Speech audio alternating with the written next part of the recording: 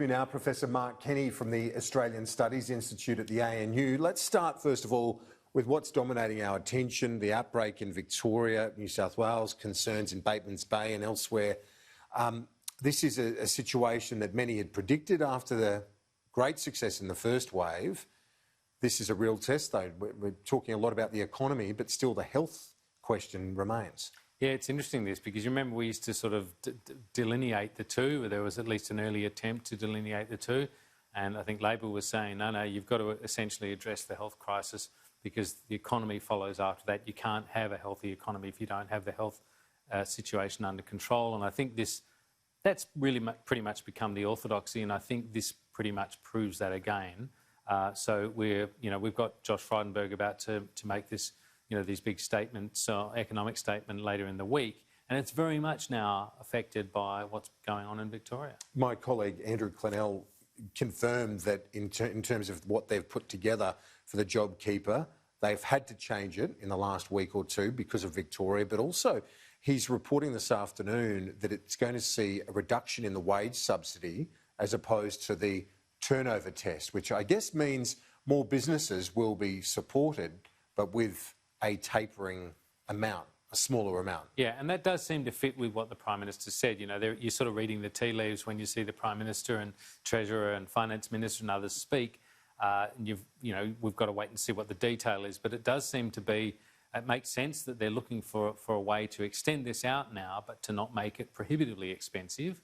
I mean, it did end up being quite a bit less expensive than they originally budgeted for. We should remember it was initially 130 billion. Now it's then they revised that to 70 billion. So it's not surprising they're looking now for a way to extend it out and to do so in a way that makes it perhaps more targeted.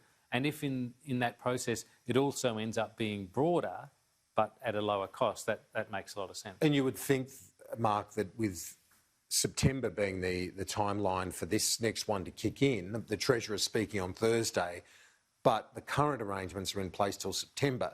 With that next phase coming in, they would want to get beyond Christmas, wouldn't they? Absolutely, because what Victoria's shown again is how much confidence is affected by this as well. It's really dangerous for the economy. I mean, there was this sort of mood, perhaps it was a little bit too optimistic, a bit too effervescent, this mood of having sort of beaten the virus and the economy opening up and there being no problems. We'd sort of been warned that there would be, future breakouts or bumps in the road, or however people wanted to describe it. But this is much more serious than that, and potentially any outbreak is once you've opened up the economy, once you've sort of taken the foot off the brake, and there's a sort of a sense that people can interact in the old ways and so forth. The lesson here is that you get an outbreak in those circumstances and it can be very difficult to control. The contact tracing's much more important, and you need to be able to get on top of that really quickly.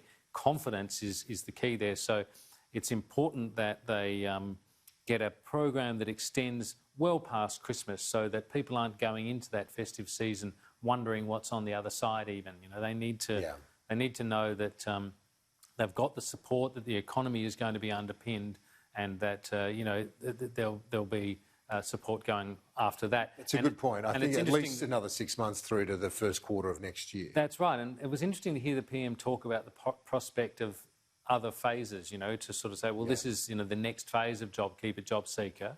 There may be a number of phases. Just on the politics, finally, we've only got a minute left, but your thoughts on the news poll today, because the Prime Minister remains well ahead as preferred PM. The incumbent has a very strong approval rating. Their primary vote is up into the mid-40s. Yeah, they'd be very happy with that. And Labor's primary vote is down into the mid-30s at 34%. They'd be very unhappy with that. Labor can't win elections with a primary vote that low. That said, I don't think it's all doom and gloom for the opposition leader. He still has a net approval rating that's in the positive. I think it's 41-40, it's line ball, but there have been plenty of opposition leaders who have actually gone on to become Prime Ministers who've lived in negative territory for a long time. So I think Labor can say that, at a time like this, when they're parking the partisanship, this isn't about oppositions at the moment, it's about governments, but Labor is at least able to say that its opposition leader isn't being regarded as a joke, as has been the case with some past opposition leaders. Yeah, well, they won the most recent real electoral test, that being Ed Monero. Professor Mark Kenny from the Australian Studies Institute at ANU, thank you so much. Talk to you soon.